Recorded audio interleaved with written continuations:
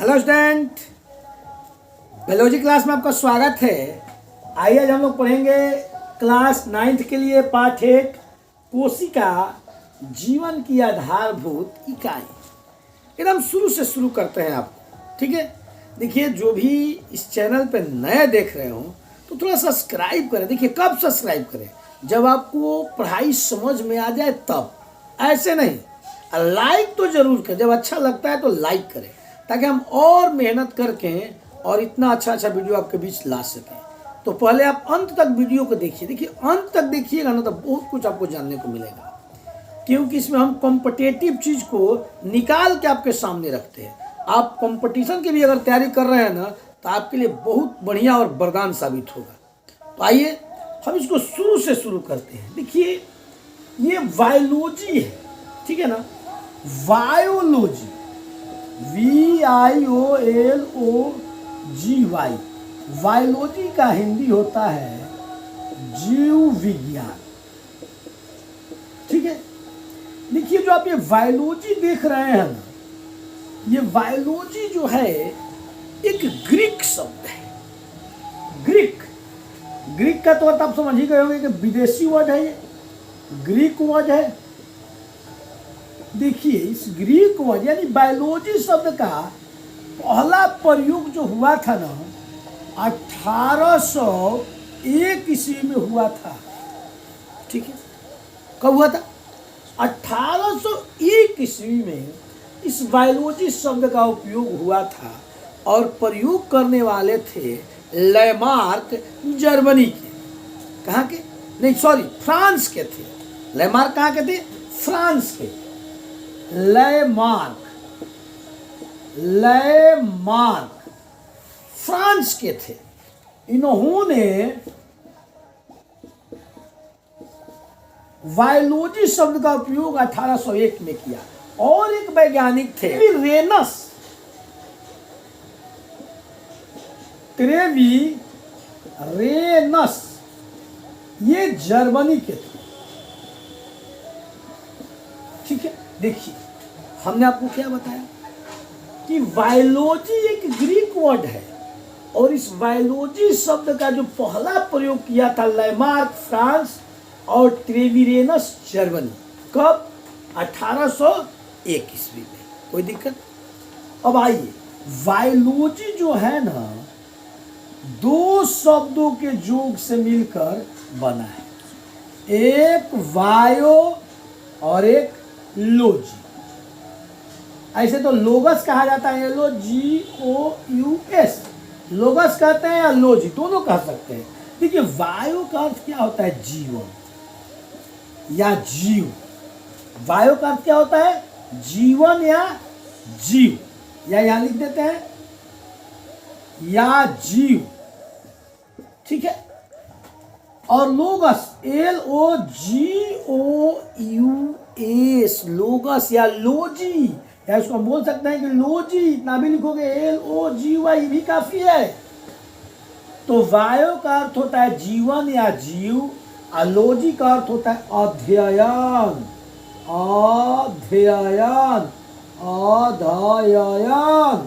यानी स्टडी। और जीव का तो जानते हैं, जीवन का जानते हैं, लाइफ, LIFE। जीवन का मीनिंग क्या होता है? लाइफ होता है। I study, STUDY।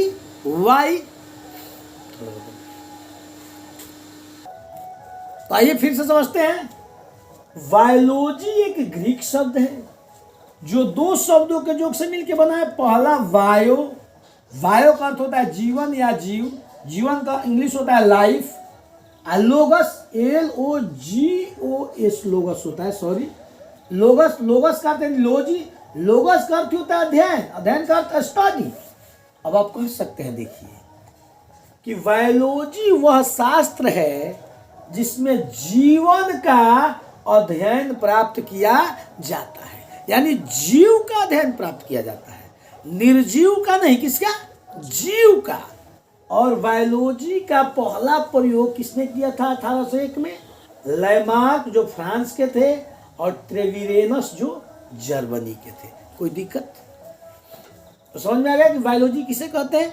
बायोलॉजी एक ग्रीक शब्द है जो दो शब्दों के योग से मिला है, बायो प्लस लोगस। बायो का अर्थ होता है जीवन या जीव यानी लाइफ, जीवन का अर्थ लाइफ होता है ना मीनिंग, और लोगस का अर्थ होता है अध्ययन। अध्ययन का अंग्रेजी क्या होता है, स्टडी। अब आप देख सकते हैं कोई पूछेगा कि जीव विज्ञान किसे कहते हैं, बायोलॉजी किसे कहते हैं, तो आप कह सकते हैं कि बायोलॉजी एक ग्रीक शब्द है जो दो शब्दों के योग से मिलकर बना है, एक बायो और एक लोगस, अर्थात जीवन और अध्ययन। हम कह सकते हैं कि जीव विज्ञान वह शास्त्र है जिसमें जीवन यानी जीव का अध्ययन प्राप्त किया जाता है। Any doubt? अब आगे बढ़ते हैं। देखिए, और बायोलॉजी जो है ना दो भाग में बटा है। बायोलॉजी के दो भाग होते हैं, एक होता है जूलॉजी, JOOLOGY,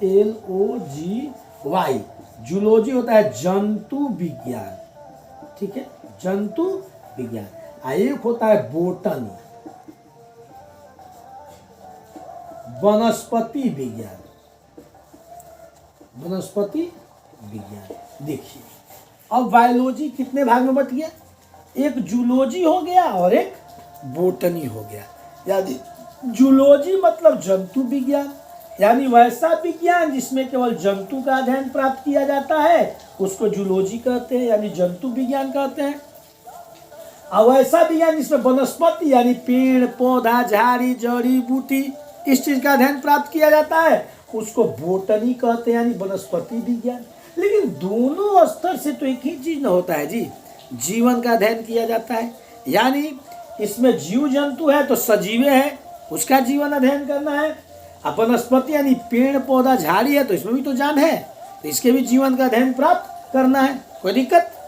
आगे बढ़े, चलिए अब आगे बढ़ते हैं। ये अब आगे हम जानते हैं कि जीव विज्ञान के पिता कौन है। देखिए, अरस्तु को जीव विज्ञान का पिता कहते हैं क्योंकि अरस्तु ने इस पूरे जगत को दो प्रकार से बांटा था, एक जंतु जगत और एक पादप जगत।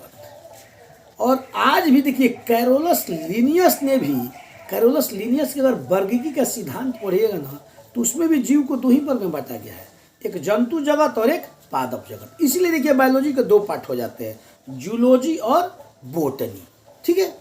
अब हमने क्या बताया आपको कि फादर ऑफ बायोलॉजी कौन है, अरस्तु। कौन है, अरस्तु, क्योंकि उसने बताया था कि हम जीव विज्ञान को दो स्तर से देख सकते हैं, एक पादप जगत और एक जंतु जगत। कोई दिक्कत? आइए अब हम चलते हैं अपने पाठ की ओर। पाठ एक है कोशिका जीवन की आधारभूत इकाई।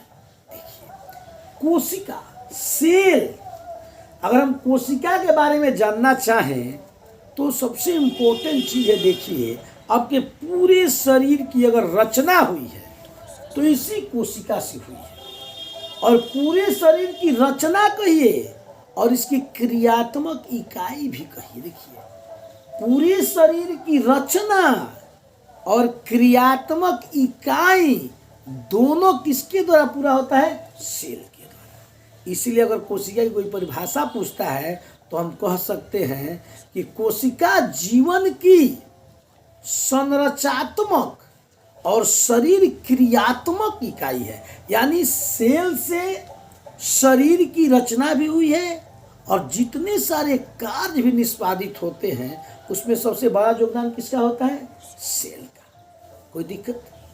हमने आपको बताया कि सेल, कोशिका, देखिए अभी हम कोशिका के इतिहास आपको बताएंगे तब पाठ के अंदर प्रवेश करेंगे, क्योंकि पहले जानना जरूरी है कि सेल है क्या, कहाँ से आया ये सेल, किसने देखा इसको पहली बार, कौन खोज निकाला इसको और कौन नामकरण किया इसका, पहले इतना जानना जरूरी है तो हम न बढ़ेंगे। देखिए सीधे तो लिखा हुआ है चैप्टर में कि कोशिका जीवन की आधारभूत इकाई, यानी पूरे अपने जीवन चक्र की जो आधारभूत इकाई है वह कौन है, कोशिका है। यानी हमने आपको बताया कि कोशिका किसे कहते हैं। कोशिका देखिए किसी भी जीवन की या किसी भी जीव की सबसे छोटी संरचनात्मक और शरीर क्रियात्मक इकाई है। कौन? कोशिका, सेल। आइए हम सेल के बारे में जानेंगे विधिवत तरीका से, उसके बाद आगे बढ़ेंगे। देखिए, कोशिका को सबसे पहले अगर किसी ने देखा तो वो था एंटोन लीवेनहॉक ने। ठीक है, और कैसे देखा?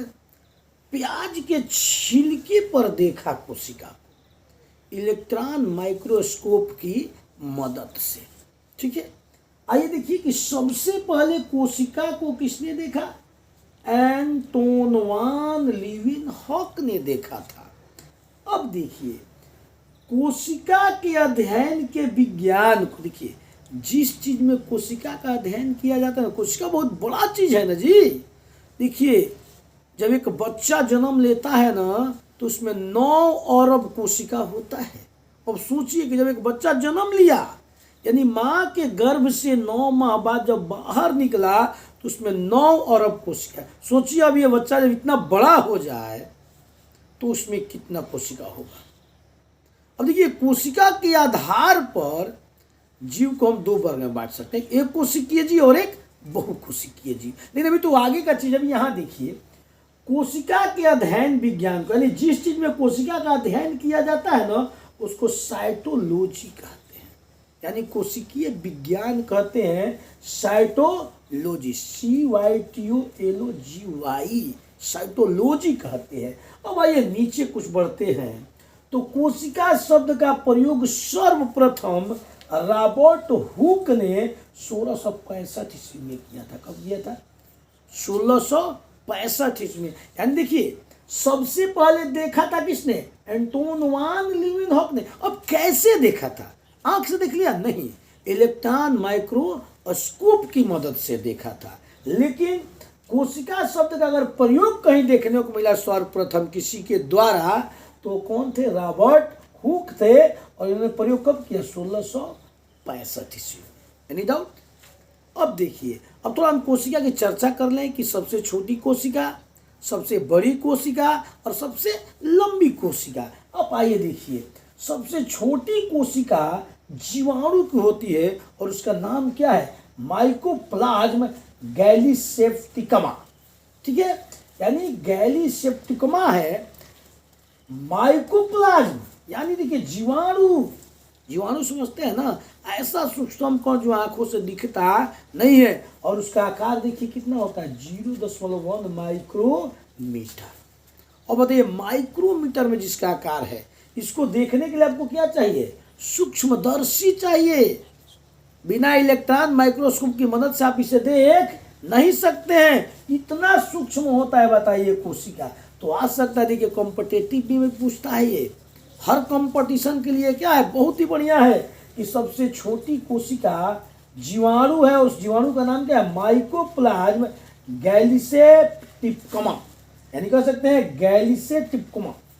इसका आकार क्या है? 0.1 माइक्रोमीटर। कोई दिक्कत?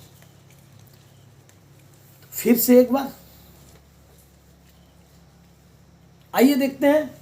सबसे छोटी कोशिका जीवाणु माइकोप्लाज्म गैलीसेप्टिकमा, 0.1 माइक्रोमीटर इसकी आकार है।